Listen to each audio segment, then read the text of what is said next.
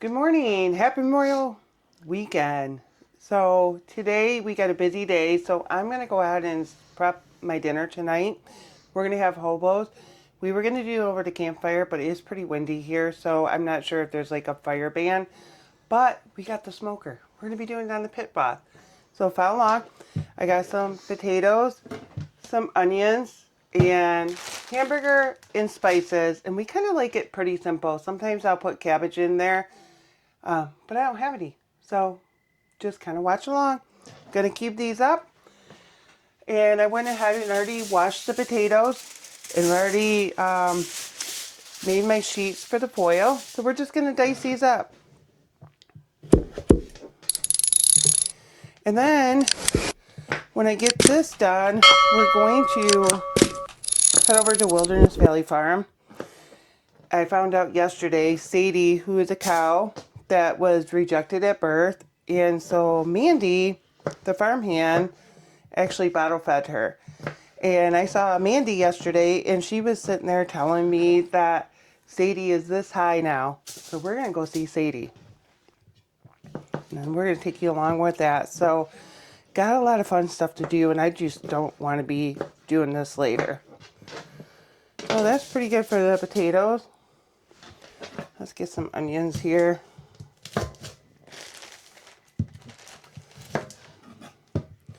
So what are you guys doing on Memorial Weekend? Anything fun? Yeah, we're boondocking. Yeah, boondocking, off grid, baby. No people. Off grid, no people. Look at this. This is out our living room. Does it get any better than that? It doesn't. So you guys are going to hear the word boondocking, which basically means that you're off grid, self-contained, no amenities, no electricity, no sewer, water, which, we could fill our tanks up and we're sustained for like a week. And if we need more, we have a water bladder. John will tell you about that in another video. Yeah, I'm going to show them while you're cutting up them onions. And you're going to start crying here pretty soon. I probably will. Yeah. Kind of hard to see with the sun here, but this is our Victron system. And it looks like we're only got 70 watts of AC load and 73 watts of DC load. Our battery's sitting at 72% and charging, and we're currently getting about 550 some watts in, and it's not that sunny out, so we're sitting pretty good. We've been here for a day and no problems. We're living like we're hooked up, right? We do. We still watch YouTube.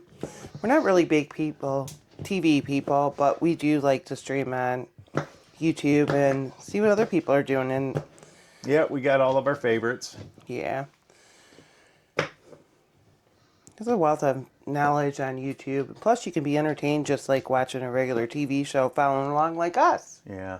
And as you can see back there, we have a regular old coffee pot. And that thing takes about 1,100 watts, believe it or not, when it's brewing. I did it this morning. So we're still living like we're hooked up. Carly's like, have you guys met Carly? Yeah. Let me show you our... When we were in Florida, he stayed home with Grandma. Yep. He's 14 years old this coming September. Yeah.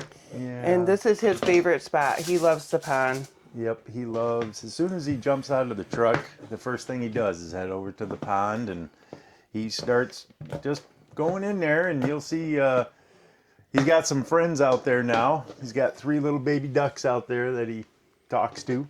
Yeah, they're pretty cool. Well, we're going to split this open. Yeah, we usually have ducks at this pond, but this year I haven't seen the mamas. I've only seen the babies, but they're so cute. They're all different. They all have different markings on them. So we'll do a zoom in shot of those guys sometime. You have to stay through the whole video. There's lots to see. Yeah, every now and then we get up in the morning and we look across the pond and there's deer over there. As long as there's no black bears, we're good. We did have a black bear here, what, 2 years ago? Yeah. It was a young one. It was only like, if I had to guess, about 2 years old. But that's that age where mama's like, kick them out. It's time to grow up. But you never know. But you never know. We're like, But you never know what's going to happen. But he just looked over at us and said, hey, what's going on? I'm not here to bother you. And he took off. He did. So hobos are basically any kind of vegetable with burger. So what I do is just kind of ball these up. And I'm going to pat them out like a nice, healthy pub burger. It's going to be nice and thick.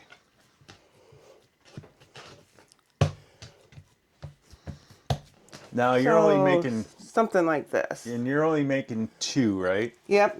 Because we're the only ones out here. Just 2. And then I'm going to salt and pepper this packet.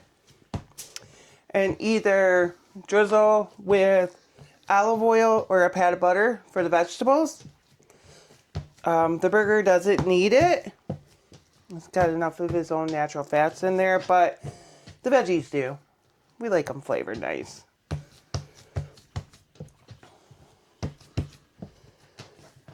Okay. That's some big burger there. Yeah.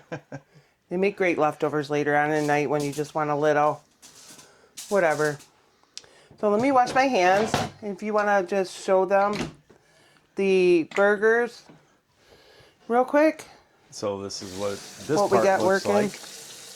We're not done with them yet. We still got other stuff to put in it. But wait until you see what's in this bag, guys. That's my job there. And that might be, what, tomorrow? Tomorrow we're going to cook this one, or? Okay. Okay, I gotta wipe that down in a second, but let's get it seasoned. So, trusty old salt and pepper. Load it up. Pepper. You like major pepper lovers? We are. Yeah. If you guys make these hobos, is what we call them, leave us a comment below, and what do you put in your hobos besides potatoes and This is garlic pepper. garlic pepper? Potatoes and burger, and what else we putting in there? We got potato, burger, and onions. Onion, We're yeah. just doing a little simple version today.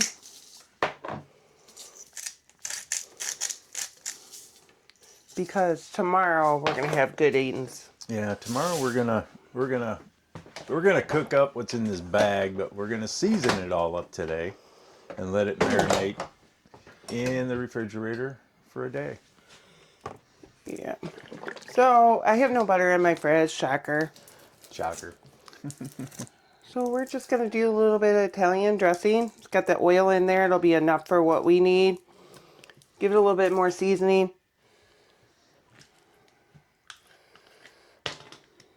Gotta love those things. Everybody does this. They just pretend like they don't. I never do it. Yeah, right, Johnny? Okay. Give it a little shake. Shake, shake, shake. And then I'm just going to lift up the burger and just more focus on the vegetables. Oh man, that's gonna be good. And again over here, same thing. We measure with our heart around here. The best way to do it. It's like Grandma used to. Can never make the same thing twice exactly. Okay, so we just do a little bit of a roll, tuck, and fold. I like to roll up so none of the juices fall down. So I just kind of wrap. We're going to grab a plate for a little bit more support. We're just going to put this on and it's going to go in the fridge. So you can see an up close version. Just going to lift this up. Little roll over. tuck it here.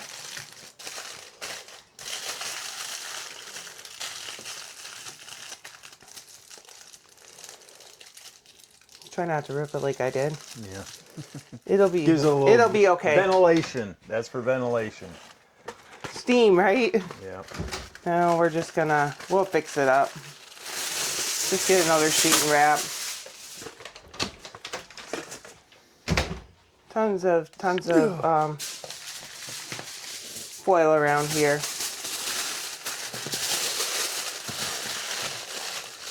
Yeah, we actually went to Costco's when we were down in Tennessee, I think it was. We did. Or Kentucky. And I asked Christine, I says, we have tin foil, aluminum foil? She goes, yeah, I think so. And I'm like, well, you know, you can't cook without aluminum foil. So we ended up buying this aluminum foil from Costco's, and it was what, 500 yards? We got it right in there. You can show them the box. Like 500 yards of this stuff. Enough for a season. It's right there on the left. It's not even unwrapped. I got not 2 even boxes to unwrapped finish yet. up. Yeah, it's buried in there, so I'm not going to get it out. But I think we have enough aluminum foil for, what, 5 years? It seems like that, but we all know real life, it doesn't last that long. No. But it's going to be a while. I love Costco for things like that. But you know, you buy it once and you're done, and now you know you have it until you don't. Okay, let me get this wiped up, just so that we don't have any cross-contamination. And then I'm going to turn the camera over to John and let him prep our meat for brisket.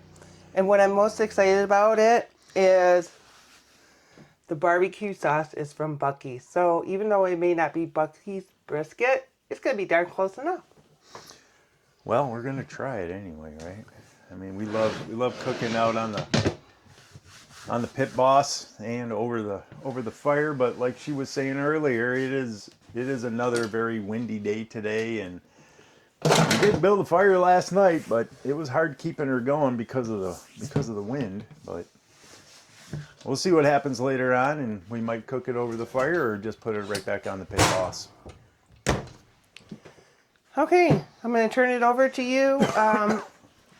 Here's your bag for that, and I'll get you out a knife. All right, let's see what we got in the bag here. We have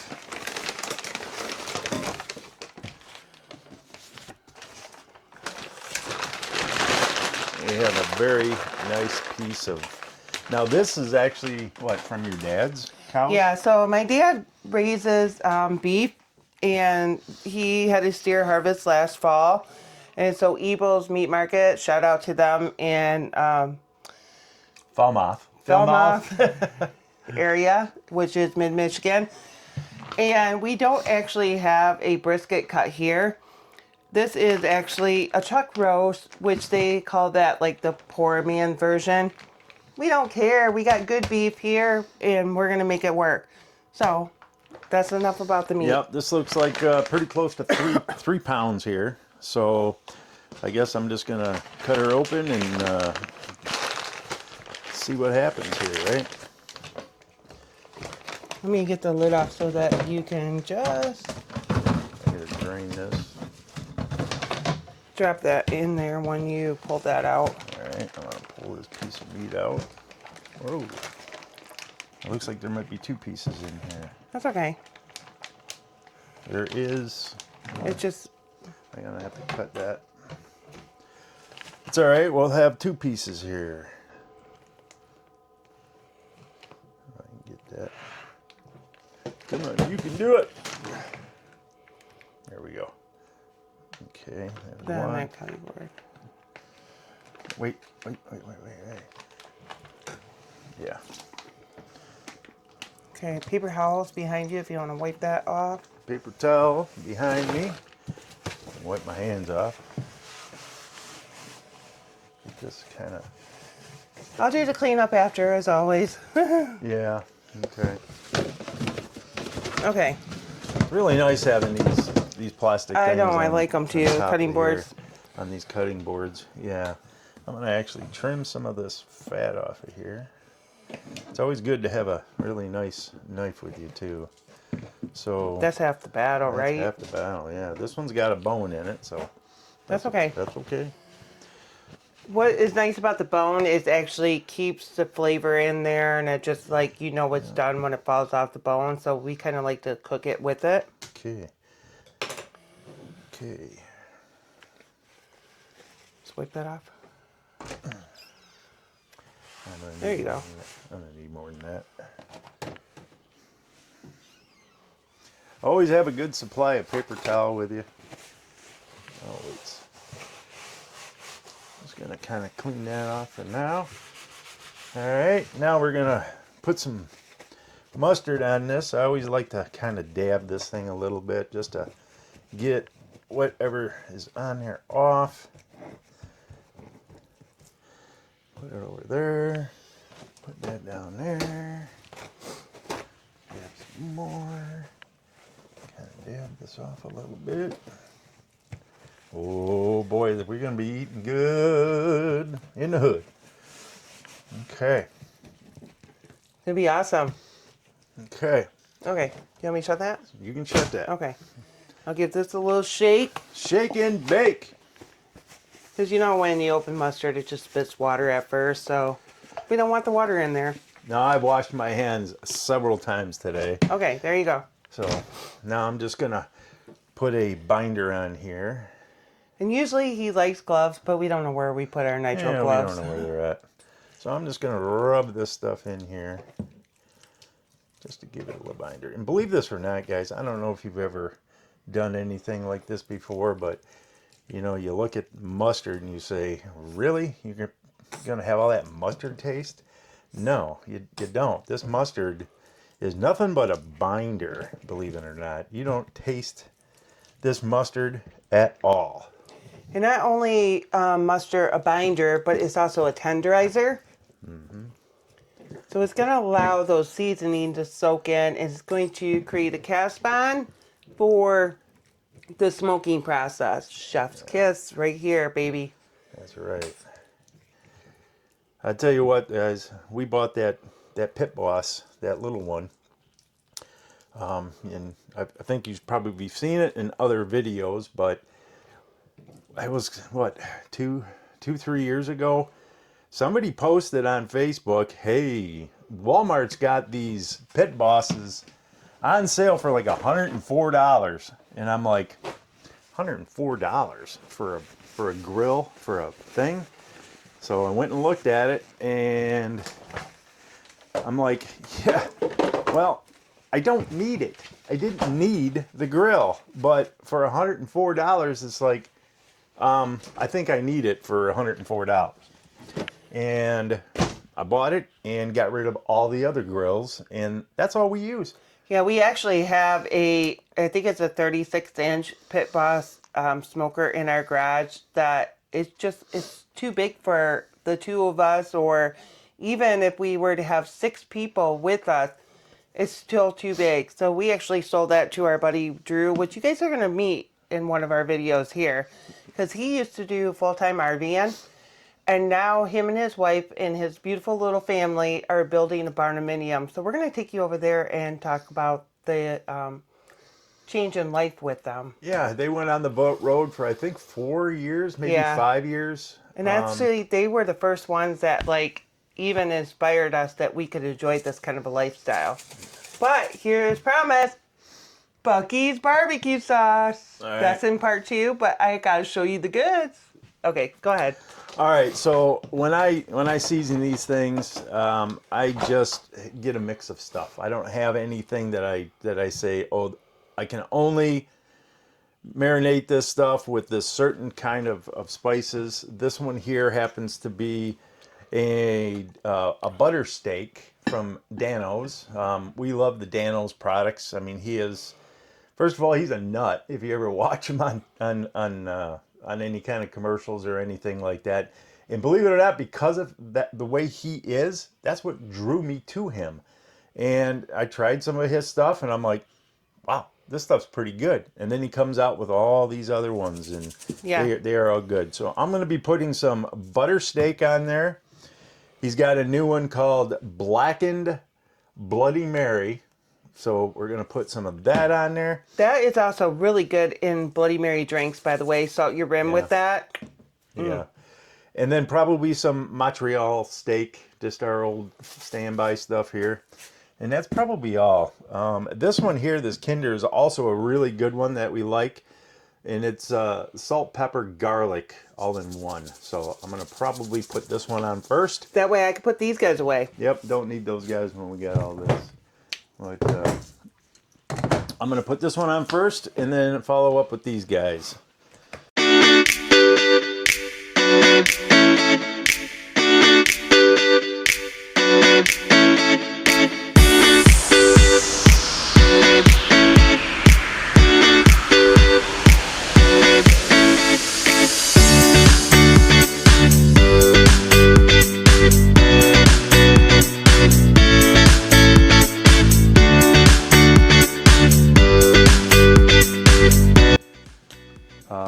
The Primo. Okay, this is an older one, but this is one of his original ones. Awesome.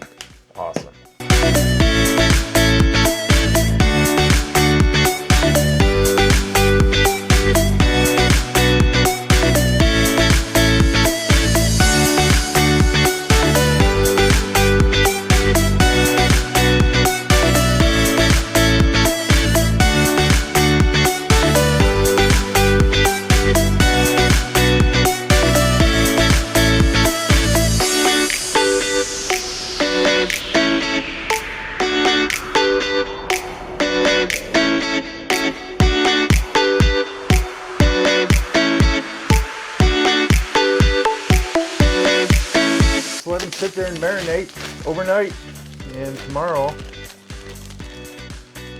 we will. No, I'll straighten it out when you get that one in. He's gonna Thank straighten you. that out when I get this one in. Okay. All right, guys. That takes care of our marination process, I guess you could say. So we're gonna clean up the kitchen and we'll meet you outside. All right. We're live. All right, let's check out these hobos. We put them on here about an hour ago. And let's see, I hear it sizzling. Whoa. That's hot. Let's check out the meat. Oh, meat is done. Let's check out the taters here. Let me grab a small one here. Oh, I think they're done. They're falling apart. What's your temp at? Oh yeah. All right, so let me test this. Careful. Ooh, look at that steam come out. Yeah, let's turn those off and get them off and let that meat rest and Shutting down the pit boss smoker, and we're gonna let these things rest in here for a while and see how it goes, and then we're gonna have some dinner. We were gonna put it on the fire, but it's so windy today that the fire just wasn't cooperating, so we used the pit boss. What better thing to do than use the pit boss, right?